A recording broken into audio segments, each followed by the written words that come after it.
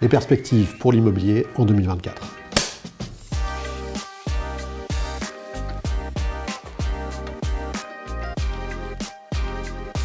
Un choc inédit, mais selon nous transitoire, parce que les niveaux de taux auxquels nous sommes arrivés, 4,5% pour le taux de refinancement de la BCE, ne sont pas, d'après nous, soutenables sur le long terme. Mais effectivement, c'est la hausse de taux la plus forte sur courte durée de l'histoire des pays industrialisés.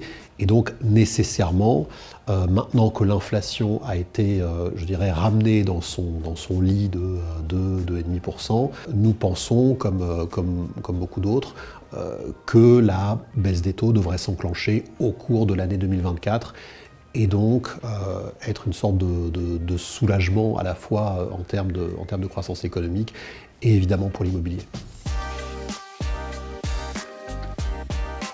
Ce qu'on a vu, c'est évidemment une dépréciation des différentes classes d'actifs immobilières, un peu plus forte sur le bureau parce que le bureau vit également une crise d'usage, moins forte sur des actifs défensifs comme la santé et moins forte également sur des actifs comme le commerce et l'hôtellerie qui avaient déjà été décotés pendant la crise pandémique. Mais donc ce qu'on observe, c'est un ajustement généralisé des valeurs sans qu'il y ait de crise des fondamentaux immobiliers, sauf éventuellement pour le bureau, pour certains types de bureaux mal adaptés au télétravail.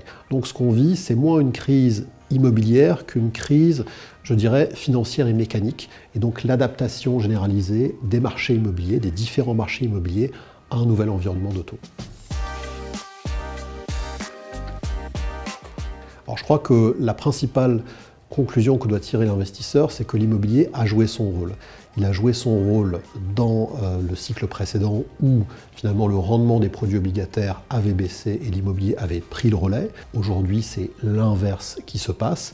Et donc, si on raisonne vraiment en termes d'allocation d'actifs, eh bien, l'immobilier a joué son rôle et doit continuer de jouer son rôle à condition de respecter sa temporalité. Donc nous, évidemment, nous prônons le fait de conserver une poche immobilière qui soit assez substantielle dans les allocations, précisément pour avoir ce caractère défensif et tout-terrain avec un environnement qui est quand même assez changement, assez incertain. Et probablement, à la fin de l'année 2024, il sera temps de penser à renforcer la partie immobilière une fois que la décote aura été actée sur l'ensemble des marchés.